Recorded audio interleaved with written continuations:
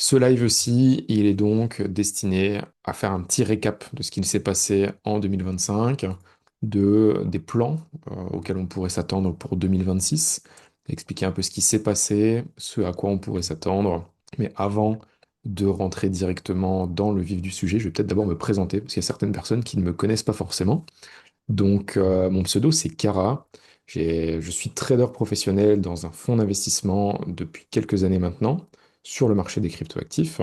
On gère plusieurs dizaines de millions d'euros d'encours. J'ai découvert les cryptos en 2013, donc je me suis intéressé tout d'abord à Bitcoin. Je suis arrivé vraiment comme un noob, entre guillemets, en fin de bulle de l'année 2013, hein, vraiment la première grosse bulle qu'on a eue vraiment sur les cryptos. J'ai assez vite quitté le navire, entre guillemets, pour réentendre parler de Bitcoin par la suite en 2016-2017. Et c'est là vraiment que les cryptos et Bitcoin n'ont plus jamais vraiment quitté ma vie.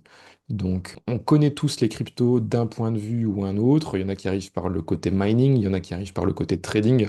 Moi, ça a été vraiment le côté spéculation et trading qui m'a vraiment mené à découvrir les cryptos et à m'y intéresser un peu plus longuement. Et en fait, ça ne m'a plus quitté depuis. J'ai fait d'autres choses en plus que les cryptos. Donc, par exemple, pendant le bear market 2018, j'ai eu l'occasion de trader les stocks, donc les actions. J'ai eu l'occasion de beaucoup trader le forex également. Mais c'est vraiment les cryptos qui me passionnent le plus. Et c'est là-dedans que je m'y retrouve, en tout cas, le plus. Donc, c'est vraiment là-dedans que je suis resté. Je connais la team de Journal du Coin depuis pas mal d'années maintenant, hein. Quand on est dans la sphère francophone crypto, eh bien, on connaît assez vite un peu tout le monde. On a l'occasion de rencontrer un peu tout le monde et toujours à une poignée de main de n'importe qui dans l'écosystème. Donc, c'est comme ça que on en est arrivé à lancer vraiment ce projet qui était Steady Lads et les différentes vidéos d'analyse technique que vous pouvez retrouver tous les mercredis, étant donné que en fait, le live que vous retrouvez, en tout cas la vidéo qui se retrouve en public sur YouTube, n'est qu'un petit extrait des lives du mardi soir qu'on fait avec la communauté. En deux mots, le but de Steady Lads, avant d'enchaîner sur l'analyse technique, hein, le but de ce projet-là, ça a été de vraiment euh, mouiller le maillot et montrer les coulisses de comment ça se passe du trading d'un point de vue professionnel et ne pas montrer tout simplement ce qu'on peut voir sur Twitter, des gens qui font des fois 100, des fois 1000 avec un dixième de leur capital, etc.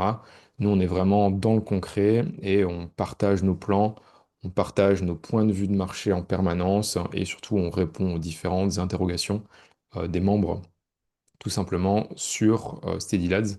J'aurai l'occasion de vous montrer ça tout à l'heure. On fera un petit passage sur la plateforme pour voir comment ça se passe.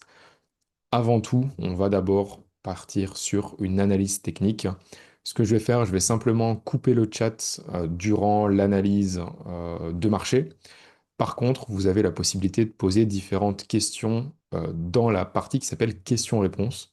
Donc, si vous avez envie de poser des questions, tout simplement, que je passerai en revue sur la fin du live, eh bien, allez-y, c'est ouvert, ça sert à ça. Et puis, on verra s'il y a des questions qui sont intéressantes pour y répondre. Donc là, vraiment, maintenant, deux grosses parties, en tout cas une très grosse et une plus petite sur la fin.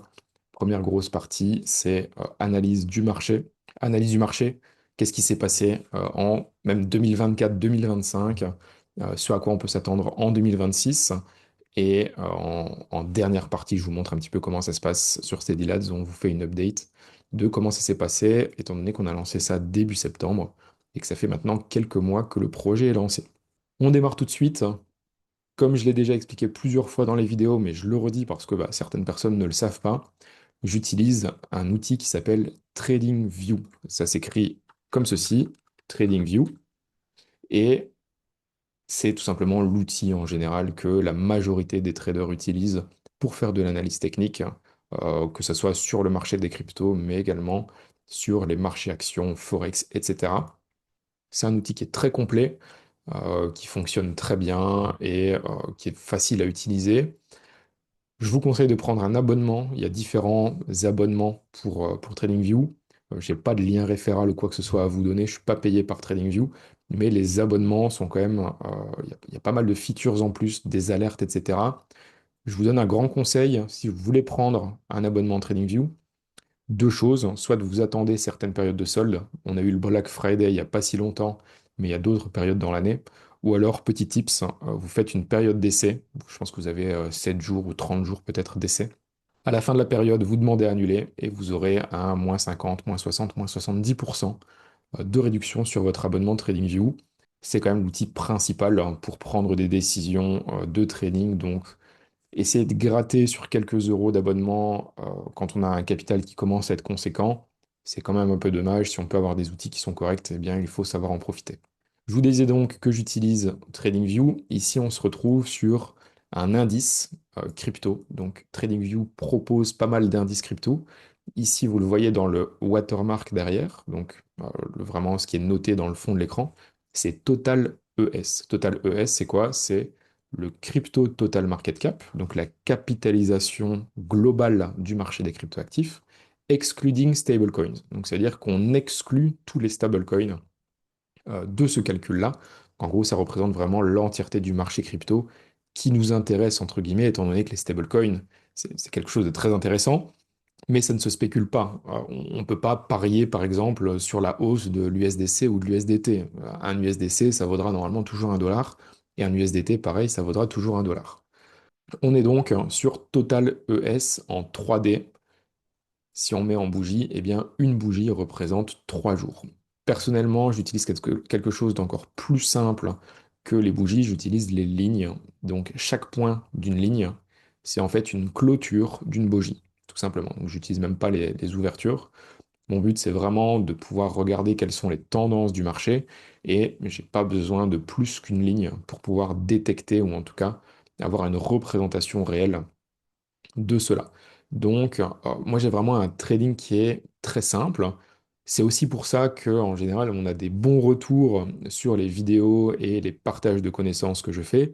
C'est que c'est pas compliqué à comprendre. Là où ben, certaines personnes vont vous partager, par exemple, de l'Ishimoku, de l'Elliott Wave ou d'autres stratégies qui sont beaucoup plus complexes avec des dessins partout sur les charts des Fibonacci à gauche, des Fibonacci à droite, etc., etc.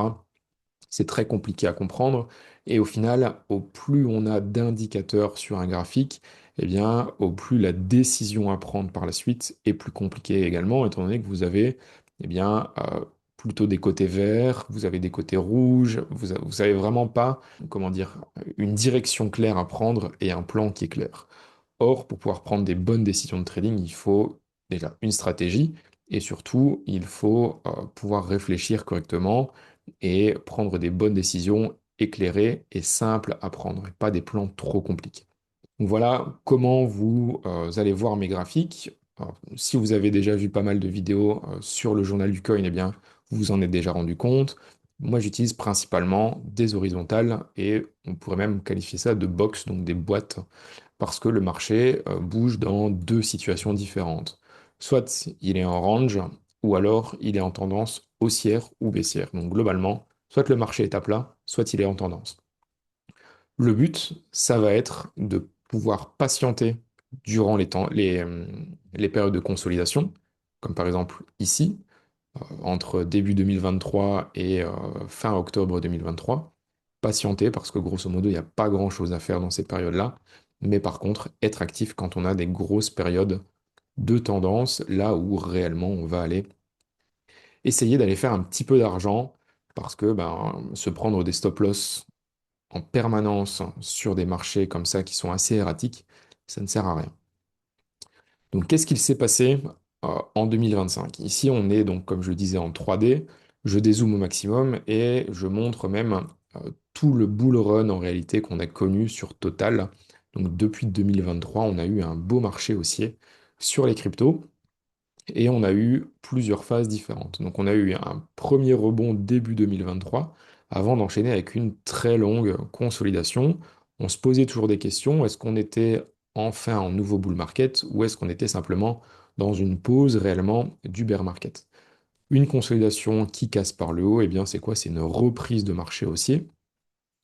Donc là, on était tout simplement dans une reprise de bull market. Le bear market qui avait commencé en 2021 et qui s'était terminé avec la faillite de FTX, eh bien, ce bear market-là était terminé. On entamait un nouveau chapitre et c'était une reprise de marché. On a eu une belle ligne de tendance ici qui a soutenu le marché durant ces deux grandes années, donc 2023, 2024, même 3 années, et 2025 également, jusqu'en octobre.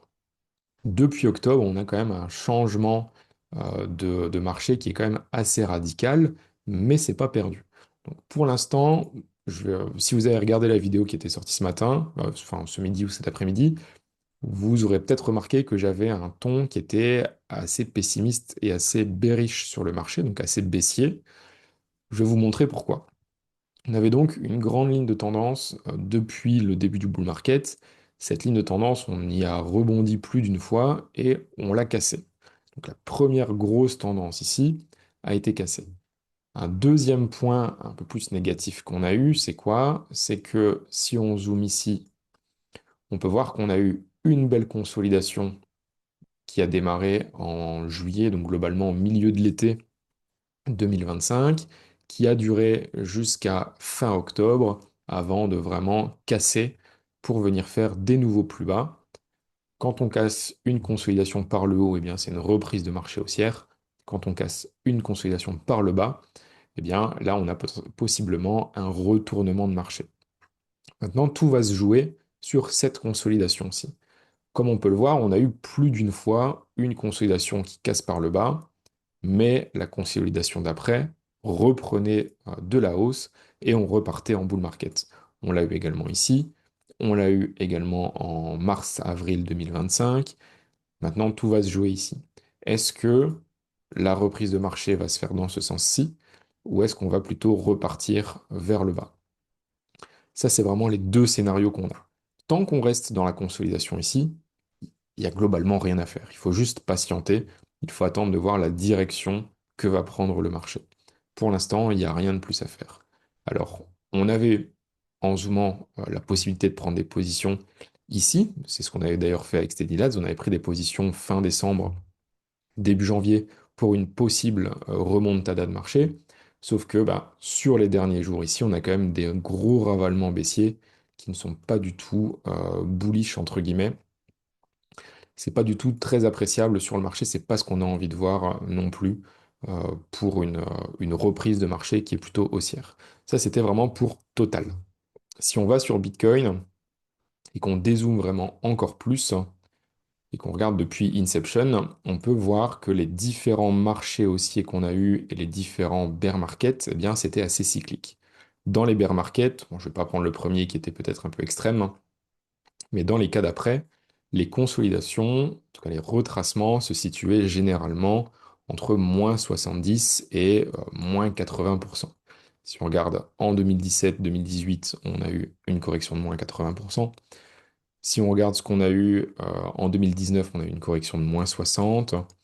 En 2022 jusqu'à début 2023, on a eu une correction de moins 75%. Ça veut dire qu'on a quand même certaines statistiques qui nous montrent que les retracements du marché crypto, en général, sont de l'ordre de, grosso modo, moins 70, moins 80% de retracement. Et en général, ça se fait sur plus ou moins un an. Donc si on regarde 2017-2018 ici, ça s'est fait sur un an. Si on regarde 2022, ça s'est fait sur un an également. Donc ici, on pourrait imaginer un retracement à moins 70, moins 75% en un an. Voici ce que ça donnerait. Ça voudrait dire qu'on viendrait chercher ce prix-là, qui serait la zone des 30 000 dollars en octobre 2026, tout simplement. Je ne suis pas occupé de vous dire qu'on va aller chercher cela. Je ne fais pas de prédiction. Tout ce que je vois, c'est que selon les statistiques précédentes, eh bien, les possibilités pour qu'un scénario comme celui-là se déroule ne sont absolument pas nulles. Donc ça, il faut simplement pouvoir l'intégrer et le comprendre. Maintenant, moi, je serais très heureux que on ne fasse pas un nouveau bear market, mais qu'en réalité, ceci, ça soit tout simplement une consolidation et qu'on reparte vers des nouveaux plus hauts pour aller chercher les 150, 200, 300 500 000 dollars peut-être. Je ne décide rien, je ne lis pas l'avenir, je ne sais pas ce que le marché va faire, mais par contre, j'ai la possibilité de me placer en fonction des réactions du marché, et c'est vraiment ça qu'on partage dans Steadylands. Pourquoi est-ce que c'est toujours possible qu'on soit en bull market, hein, malgré ce que je viens de vous dire, donc malgré ce que je viens de vous montrer par exemple sur Total ici, où on a une cassure de la ligne de tendance, on a une cassure de la consolidation par le bas, etc. On a plein d'éléments qui sont baissiers. À l'inverse, on a aussi des éléments qui sont pas mauvais. Donc, un des premiers éléments, c'est que si on regarde depuis le bull market 2023, eh bien, les différentes consolidations qu'on a pu connaître, elles sont en général de l'ordre d'une trentaine de pourcents. Bon, ici, on a eu 20%. Ici, on a eu 25% sur les clôtures, hein, mais si on se met sur les mèches, on peut voir qu'on a été chercher jusqu'à moins 31. Sur la consolidation ici, on a été chercher moins 26, mais encore une fois, si on se met sur les mèches, on peut aller chercher moins 30. Et actuellement, la consolidation qu'on connaît, eh bien, on a été chercher moins 35%. Donc globalement, on est de l'ordre d'une trentaine de pourcents dans les différentes consolidations. Donc on en a eu une, deux, trois jusqu'à maintenant. Si on va voir dans les marchés haussiers précédents, comme on l'a connu en 2017 ou en 2021, eh bien on connaît des retracements de l'ordre de 30, 35%, 40% parfois. C'est pas du tout étonnant dans un marché haussier. Donc ici, peut-être qu'on est simplement dans un retracement. Un deuxième point intéressant, c'est que si on regarde un petit peu tout ce qui va être support et résistance, bah, on peut voir qu'on s'arrête parfaitement sur le retest de la consolidation qu'on a connue en mars-avril. En fait, ici, on est occupé de transformer ce qui était précédemment une résistance en support. Transformer une résistance en support, c'est quelque chose qui est quand même assez positif pour le marché. Voilà, on a plein de signaux qui sont un peu mixtes, parce qu'on a des signaux haussiers, on a des signaux baissiers. On est un peu assis entre deux chaises. Ce qui va vraiment être important, ça va être de voir quelle va être la résolution de cette consolidation ici. Vous l'aurez remarqué, ici on est en 3D, donc on dézoome quand même fortement. T'es pas occupé de faire du trading en 5 minutes, en 1 heure ou en 4 heures. Ça ne sert à rien. Faire du trading en 1 heure ou en 4 heures, surtout quand c'est pas son métier H24, ça ne sert à rien, d'autant plus quand on n'est pas dans une période de tendance et une période volatile. Ici, on est dans une période où on est dans du range, ça monte, ça descend, c'est erratique. Il n'y a aucun intérêt à aller passer son temps en 1 heure, en 4 heures, à essayer de faire des trades très rapides et de prendre des grosses positions. C'est pas du tout l'intérêt. Un point négatif aussi qu'on avait eu pour relancer un petit peu cette partie baissière, c'est qu'on était venu chercher la liquidité au-dessus ici du point précédent du 11 août, donc le point haut. On était venu chercher la liquidité avant de vraiment repartir vers le bas. Et un dernier point aussi, on a une grosse ressemblance quand même entre ce qui se passe ici, donc une grosse baisse, hein, une consolidation avec un plus haut, mais au final un ravalement et un retour vraiment dans la consolidation. C'est ce qu'on avait eu également ici, en 2022, où on avait eu une première baisse, une consolidation, une sortie de consolidation, avant de réintégrer la consolidation et de venir vraiment s'écraser pour terminer le marché baissier tout simplement jusqu'à la fin 2022. Donc voilà les différents éléments pour Bitcoin. Je n'ai pas vraiment de projection à faire. En tout cas, les deux projections que j'ai, ça va être soit vraiment une confirmation de bear market si on vient casser cette tendance, en tout cas cette consolidation par le bas. À l'inverse, je redeviendrai un peu plus bullish si on vient faire des nouveaux plus hauts et qu'on repart, et surtout qu'on arrive à casser la zone ici des 100 000 dollars, qui est une zone très importante étant donné que c'est le retest de la consolidation précédente qu'on a connue donc sur la fin de l'été jusqu'à fin octobre. Ça, c'est pour Bitcoin. On a parlé de Total, on a parlé de Bitcoin, on va essayer de parler un petit peu des alts maintenant, parce que c'est vraiment ça qui nous intéresse aussi, en général, en tout cas personnellement, c'est ces marchés-là qui me permettent de vraiment performer le mieux. Pour parler des alts, eh bien, encore une fois, TradingView a fait les choses bien. Ils ont créé un indice qui s'appelle Total 3 ES. Alors Total 3 ES, c'est quoi? Eh bien, c'est indiqué juste en dessous. C'est donc le crypto total market cap, hein, donc ce qu'on vient de voir juste avant, excluant Bitcoin, Ethereum et les stablecoins. Et tout ça, c'est coté en dollars, donc contre le dollar. Pourquoi est-ce qu'on exclut Bitcoin et Ethereum? Eh bien, on cherche à avoir la force des alts et Ethereum, globalement, agit plus trop vraiment comme une alt, en tout cas dans le bull market précédent. Ethereum était vraiment une alt à part entière. Donc si on veut vraiment garder que les alts en tant que telles, moi c'est cette formule-là que j'utilise. On est donc sur Total 3 ES, Total 3 qui est le market cap global, moins Bitcoin, moins Ethereum et moins les stablecoins. Qu'est-ce qu'on peut remarquer sur ce chart-ci, donc ce graphique-ci en dézoomant au maximum? On peut remarquer qu'en réalité, je ne vais pas dire qu'on n'a pas eu de bull market, mais on n'a pas eu de nouveau plus haut, en tout cas par rapport à ce qu'on a connu en 2021.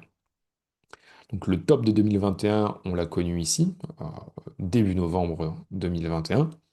On est venu le retester une première fois début décembre 2024.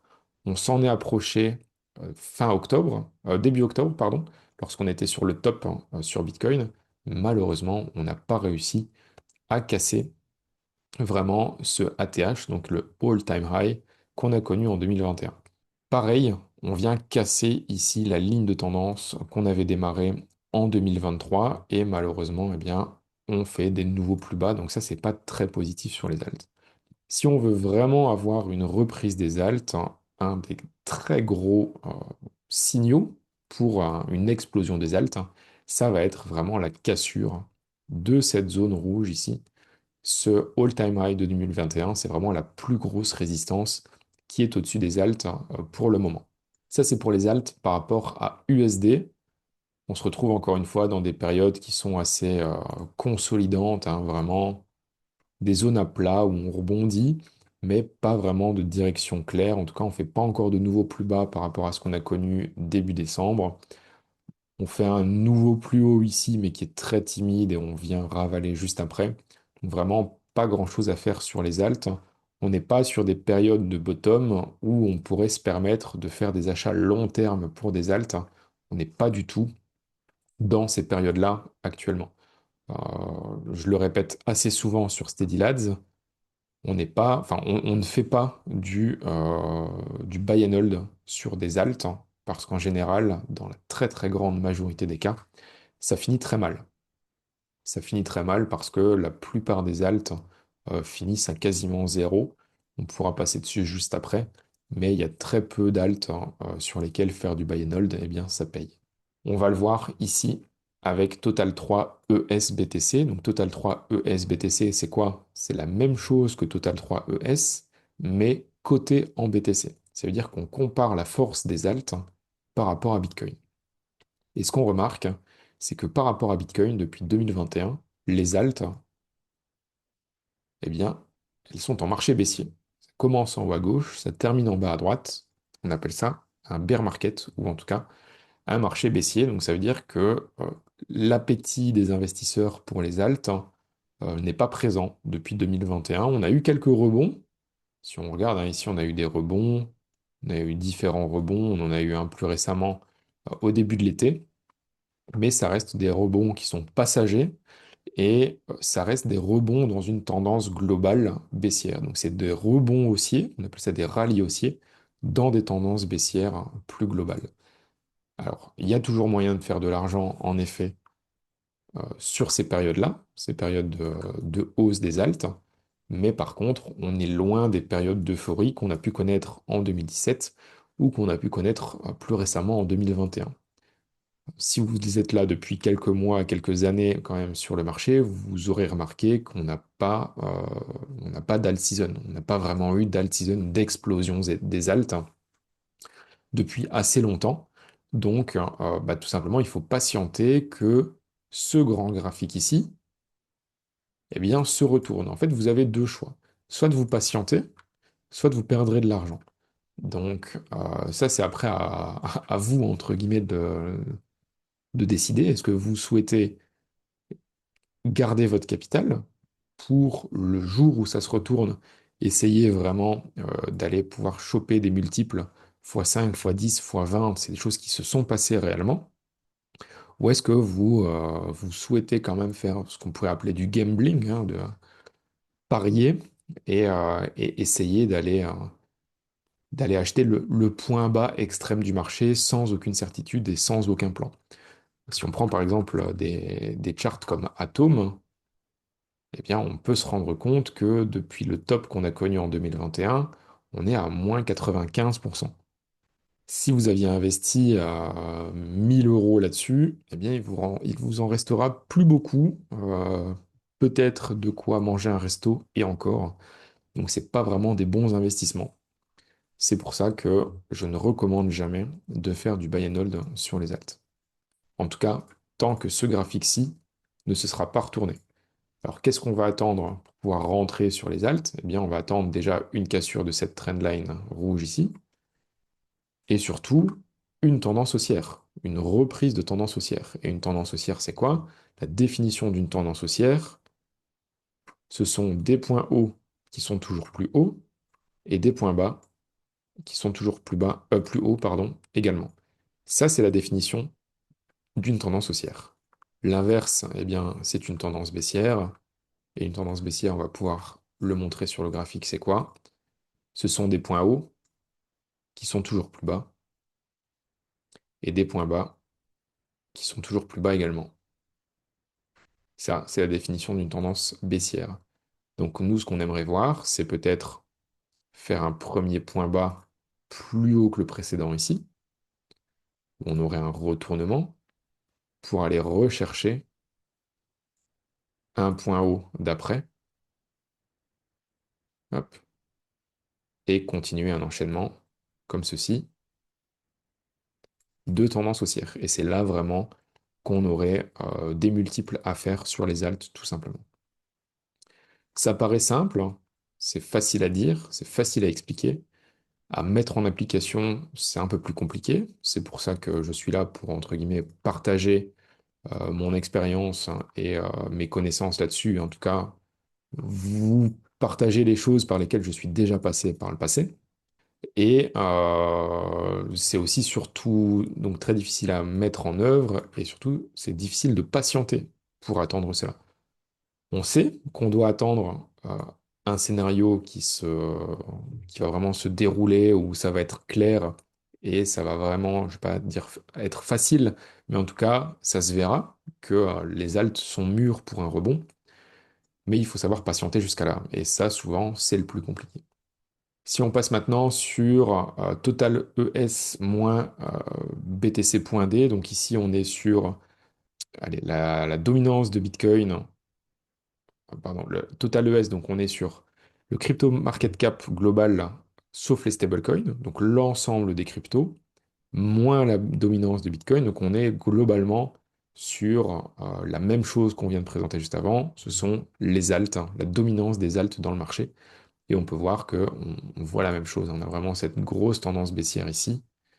Donc ce graphique-ci ne prend pas en compte, prend en compte, pardon, Ethereum, là où celui-ci ne prenait pas en compte Ethereum.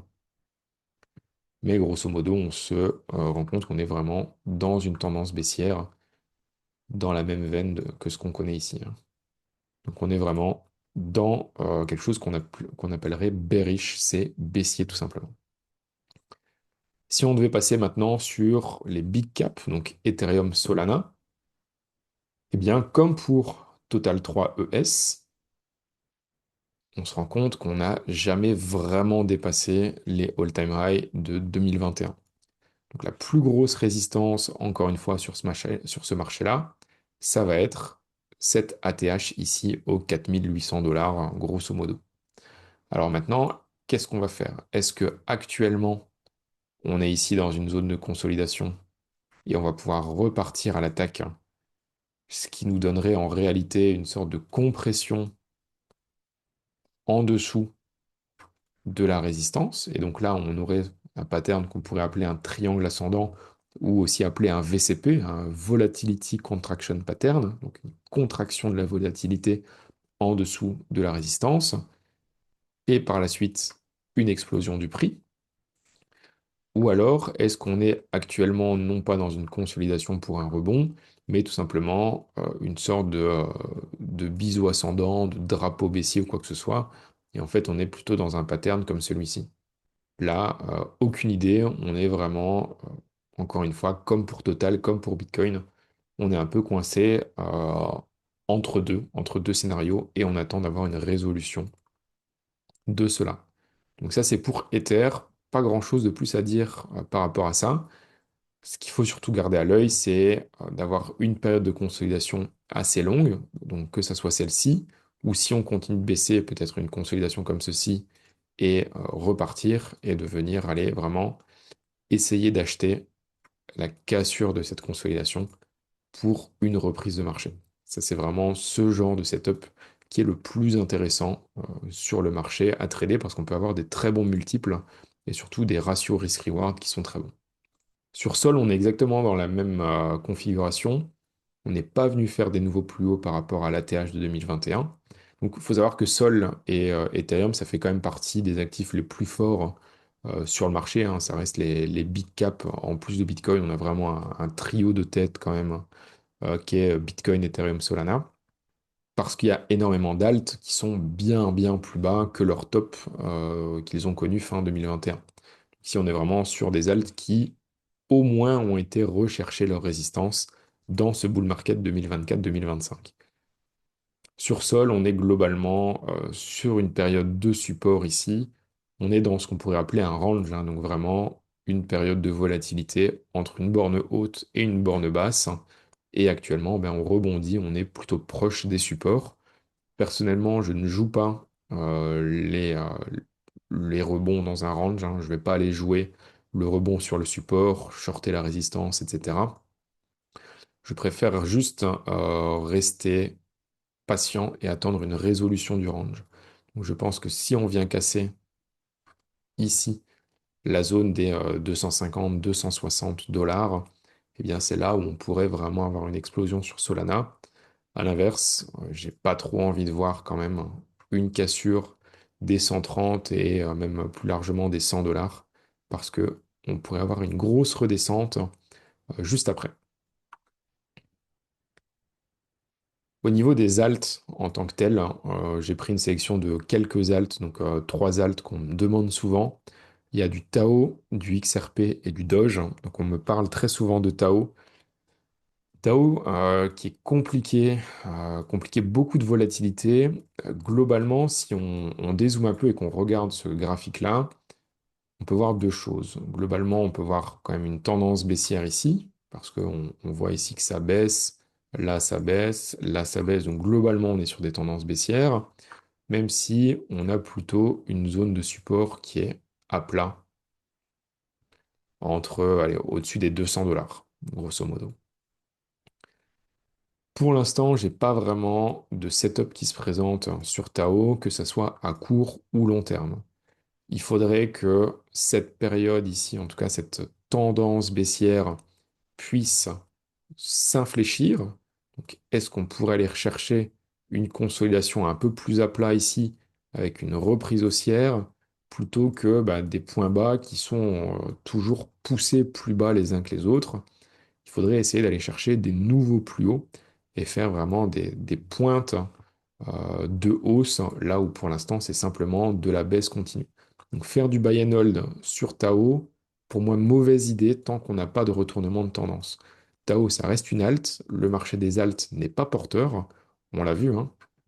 Le marché des alts, il est baissier, que ce soit par rapport à BTC ou même grossièrement par rapport à USD depuis quelques semaines, eh bien, c'est pas haussier.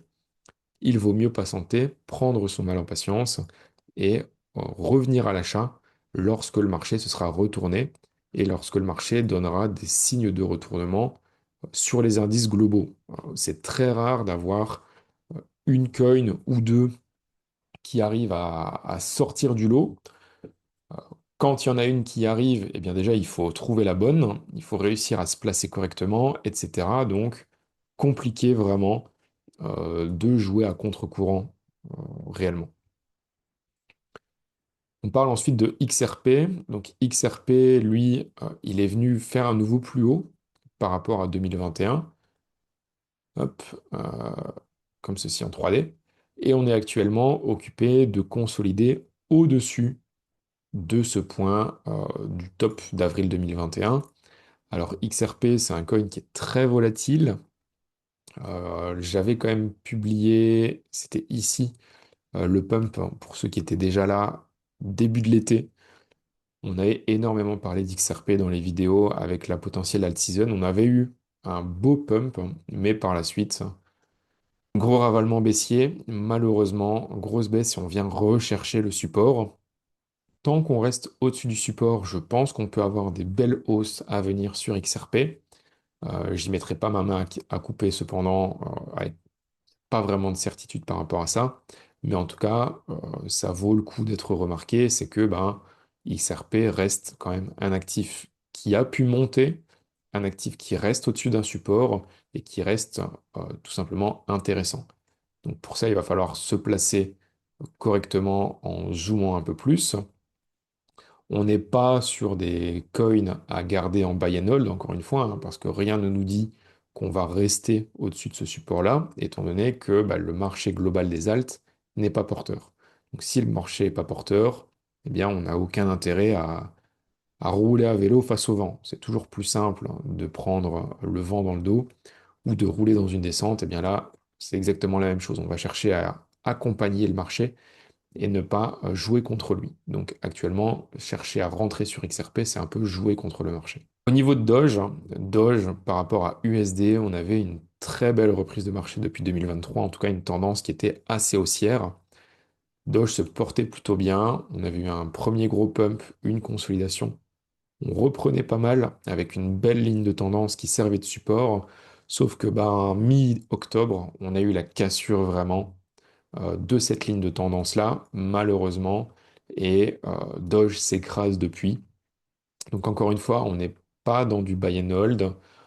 On aurait pu le faire vraiment dans ces zones basses ici, on aurait pu prendre des positions pour du long terme vers le début 2024, étant donné qu'on avait une belle reprise.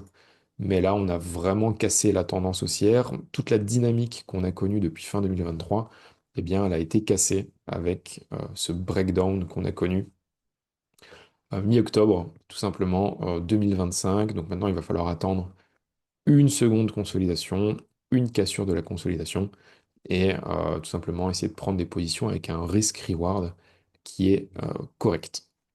On a cependant quelques altcoins comme XRP qui ont cassé leur plus haut de 2021, notamment BNB, BNB qui stagne suite à un gros retracement qu'on a connu ici en octobre, hein. Il avait fortement pumpé, petit retracement juste après. Pour l'instant, il n'est pas extrêmement fort, mais par contre, ce qui m'intéresse pas mal, c'est BNB BTC, qui lui est entre deux bornes. Donc là, on a vraiment une très belle consolidation sur BNB BTC. Si on a une cassure de cette consolidation ici, eh bien, BNB pourrait reprendre de la force par rapport à Bitcoin. Attention que reprendre de la force par rapport à Bitcoin, euh, en USD, ça peut signifier deux choses. On pourrait très bien avoir un BNB USD qui baisse et un BNB BTC qui monte. Ça voudrait simplement dire que BNB est plus fort que Bitcoin et qu'il baisse moins en USD que Bitcoin. Donc c'est pas parce que BNB BTC est haussier qu'il faut absolument se ruer dessus.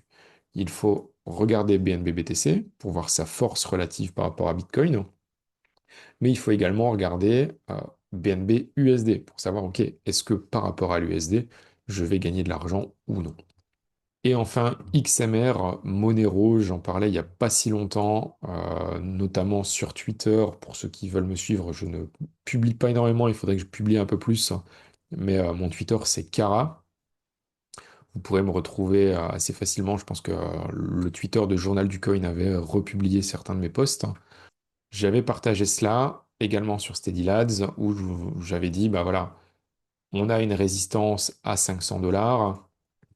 On est venu la taper une première fois en 2018, on est venu la taper une deuxième fois en 2021, et actuellement on est occupé de la retaper, et surtout on est proche de la casser.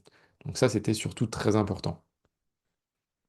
Et ça ressemblait en fait très fortement, si vous regardez ceci, vous avez bien cela en tête,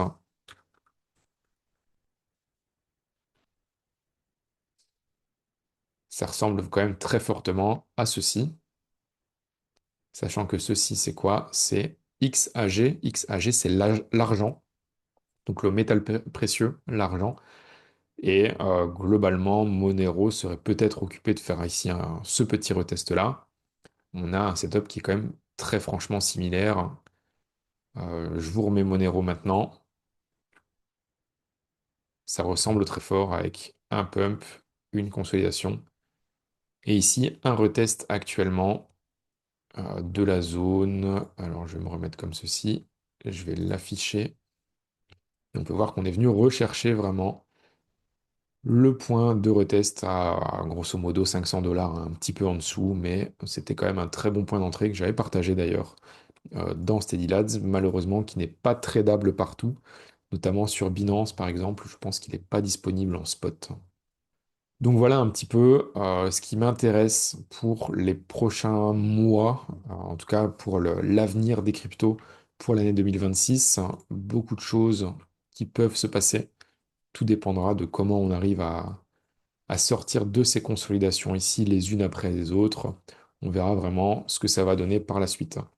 Le but, c'est que vous puissiez essayer de construire vos plans, ne pas acheter aveuglément et surtout essayer de réfléchir et de faire les choses bien, entre guillemets.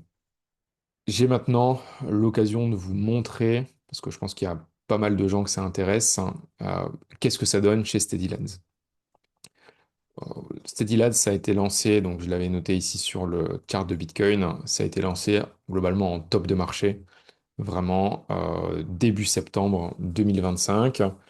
Comme je vous l'avais dit, Steady on mouille le maillot, on fait les choses réellement et on a mis un capital de 100 000 dollars sous gestion à ce moment-là en top de marché.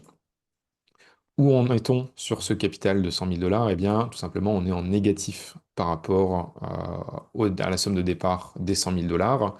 Alors, est-ce que c'est inquiétant? Non, étant donné que c'est tout à fait normal vu l'état de marché.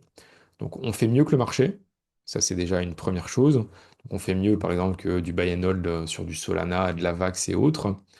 Euh, on fait mieux que le marché, mais ça reste du négatif parce que bah, on n'a pas eu la possibilité de pouvoir faire des bons profits. On n'était pas en pleine ad season comme on l'a connu en 2017, en 2021. On n'a pas eu de, ne serait-ce qu'un petit rebond sur les alts comme on a pu le connaître au début de l'été, hein, juin, juillet, on a eu un beau retour, par exemple, d'Ethereum. On avait eu, ben, je vous l'expliquais, le beau pump ici sur XRP. Donc, c'était toutes des belles opportunités où il y avait moyen de faire facilement des plus 20, plus 30, plus 40% de portefeuille. Malheureusement, on n'a pas connu ça du tout sur ben, la période durant laquelle on était occupé de gérer sur Steady Lads. Cependant, on a une superbe bonne communauté avec plus d'une centaine de personnes. Donc ça peut sembler peu et ça peut sembler beaucoup.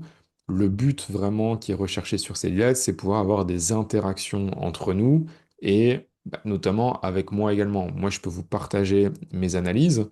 Il y a des analyses qui sont postées chaque semaine. Alors, comment ça se passe? C'est une analyse hebdomadaire qui est publié par écrit tous les lundis matins. On fait un live tous les mardis soirs, un live qui dure longtemps. Donc, ce qui est posté sur YouTube le mercredi midi, ce n'est qu'une petite partie du live. En général, ce qui est posté sur YouTube, c'est quoi? C'est 20, une vingtaine de minutes. Le live, en réalité, il dure souvent 2 heures, en tout cas plus d'1 heure et demie tout le temps, et souvent vraiment 2 heures. Euh, la première partie d'analyse technique sur le marché, c'est une grosse vingtaine de minutes et tout le reste du live est tout simplement consacré à des échanges entre les membres et moi-même. Et bah, on a l'occasion de discuter par écrit, de discuter oralement. Donc ça veut dire que pendant le call, tout le monde a la possibilité d'activer son micro, de discuter avec l'un avec l'autre, de poser des questions.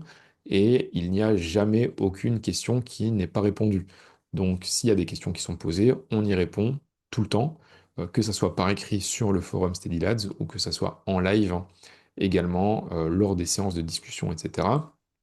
On parle de plein de sujets, donc que ce soit du trading crypto, mais du trading action également. On parle d'autres choses également sur le côté, mais on parle surtout de trading et on parle surtout gestion de trading, gestion psychologique du trading.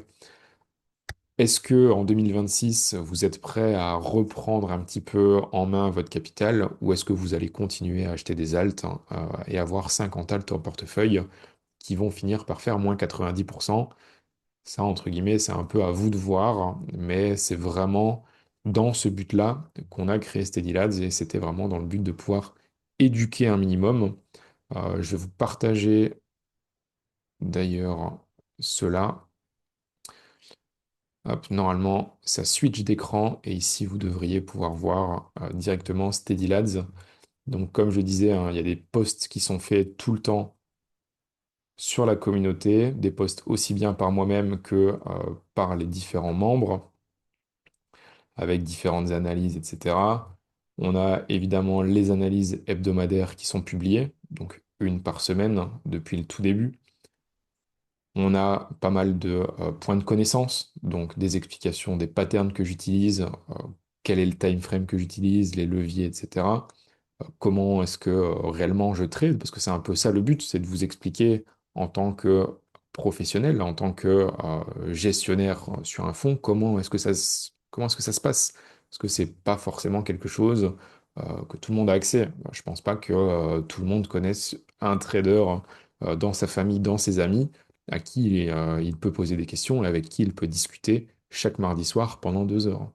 C'est quelque chose qui se connaît, enfin, que je ne connais pas et qui se fait pas vraiment. On a également des topos mensuels qui sont faits et, ben, comme je le disais, hein, le forum, hein, le chat, il y a évidemment plein de choses qui sont discutées. On a les replays de live. Alors les lives, on les a tous les mardis, mais on a également des lives qui sont improvisés. Donc parfois, euh, je lance un live un vendredi après-midi, par exemple en fin de journée, quand j'ai le temps. Je lance un live avec des invités. On essaye d'inviter de plus en plus des personnes extérieures pour partager leurs connaissances. On a eu par exemple plusieurs fois Gary de la chaîne Crypto Coulisses qui est venu nous exposer son point de vue de marché via des indicateurs on-chain. Donc on a vraiment plein de choses à partager sur Steady Lads et c'est vraiment dans ce but-là qu'on a créé ce service-là. Je vais repasser maintenant hop, sur TradingView. Ça c'était un peu pour vous expliquer comment ça se passait. Je vais regarder si certains d'entre vous ont posé des questions dans le questions-réponses sur le webinaire. Alors, je vois une question de Dem qui dit, juste une question un peu hors sujet, si vous voulez, comment sortir de cette zone de confort du backtest? Je backtest plus que je ne trade, je ressens cette satisfaction en backtest. Le problème, ça m'empêche de choper les bonnes opportunités. Juste une piste pour sortir de cette habitude. Merci d'avance. Eh bien, c'est compliqué à y répondre en fait. Sortir du backtest, hein, c'est qu'il va falloir prendre du risque, hein. C'est que tu as peur de prendre du risque. La question à te poser, c'est pourquoi est-ce que tu as peur de prendre du risque? Euh, Est-ce que déjà le trading est fait pour toi? Est-ce que tu as la possibilité de prendre des risques ou pas? Si tu as peur de prendre des risques, peut-être que le trading est juste pas fait pour toi parce que tu n'as pas le psychologique qui correspond à ça. Mais il y a peut-être d'autres raisons. C'est parfois allez, je veux dire, répondre comme ça directement à ça, c'est compliqué. Peut-être qu'essayer avec un petit capital, ça te permettra de te faire un petit peu la main et au fur et à mesure, tu pourras peut-être augmenter ta prise de risque hein, via une augmentation de ton capital. Mais tu gagneras jamais d'argent en tradant du démo et en faisant du backtest, hein. Malheureusement, ça ne fonctionne pas comme ça. Il faut pouvoir vraiment y aller franco et prendre du risque. Si t'es pas prêt à prendre du risque, c'est peut-être que le trading n'est tout simplement pas fait pour toi. Alors, Julien qui réagit justement à ça, il dit peut-être faudrait-il se tester avec une somme que l'on est prêt à perdre. J'ai envie de dire oui et non. Alors, ce n'est pas un conseil en investissement, mais généralement, on dit qu'il faut investir une somme qu'on est prêt à perdre.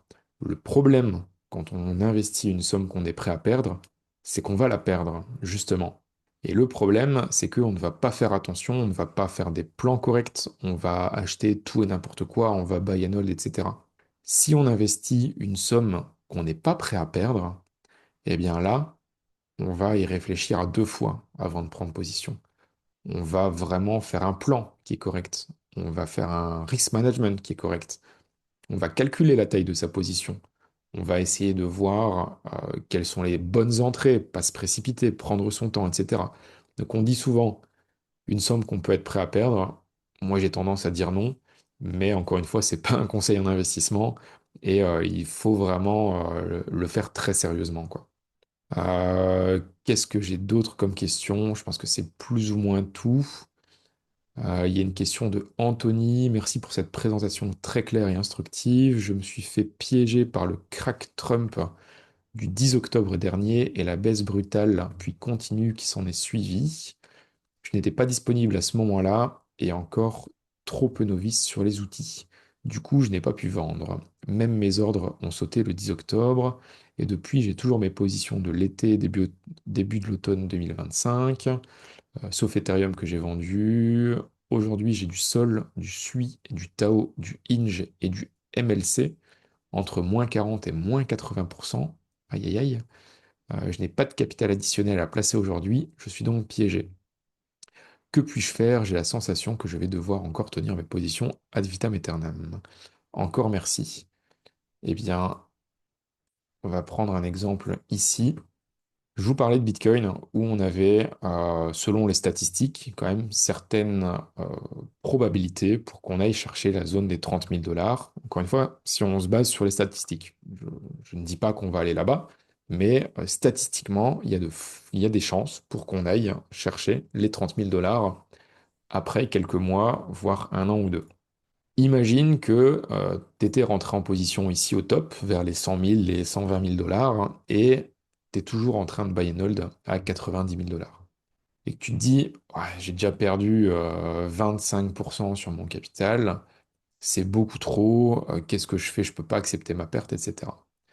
Imagine qu'on fasse ceci et qu'on aille rechercher cette zone des 30 000 $, qui est statistiquement possible, hein. C'est possible qu'on aille chercher ça, étant donné que on l'a déjà fait plus d'une fois. Et bien au final, si on va chercher cette zone-là, tu serais très content de revendre à 90 000 $.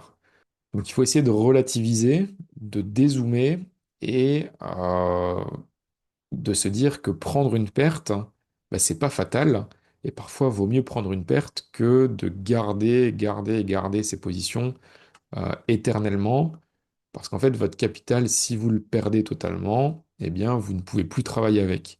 Un trader qui a plus de capital, c'est un taximan qui a plus de taxi, qui a plus de voiture. Il a plus son outil de travail. Donc, la chose la plus importante à faire dans le trading, c'est tout simplement de pouvoir garder son outil de travail et de préserver son capital. Si vous avez perdu 20 ou 30% de capital depuis le top de marché et que vous devez prendre votre perte maintenant, bah c'est pas trop grave, étant donné que vous aurez encore largement les opportunités de vous refaire par la suite. Voilà un petit peu tout ce qu'on peut dire sur le marché jusqu'à présent. Ce genre de conseils-là, ce genre d'explications, c'est exactement ce dont je parle dans Steadylands. Donc je vous laisse ici pour ce soir. N'oubliez pas, si vous n'avez pas eu l'occasion de tout regarder, eh bien, vous aurez toujours le replay qui sera disponible par email, hein. Je pense que dans les jours qui arrivent, eh bien, vous aurez la possibilité de voir le replay. Je vous souhaite à tous une très bonne soirée. J'ai réactivé le chat 2 petites minutes si vous avez peut-être des questions ou autres. Mais sinon, je pense que on peut se laisser ici. Louis, je vois une question où tu dis c'est un live tous les mardis. Oui, en effet. J'avais pas vu ta question, mais oui, en effet, sur Steady Lads, on fait un live tous les mardis soirs, globalement entre 20 h et 22 h, tous les mardis. Eh bien, on se retrouve directement sur Steady Lads. Si ça vous intéresse, n'hésitez pas. On se retrouve de l'autre côté, on se retrouve là-bas pour discuter un peu plus en privé. Je souhaite à tous une très bonne soirée, merci pour votre présence et à bientôt peut-être. Ciao, ciao.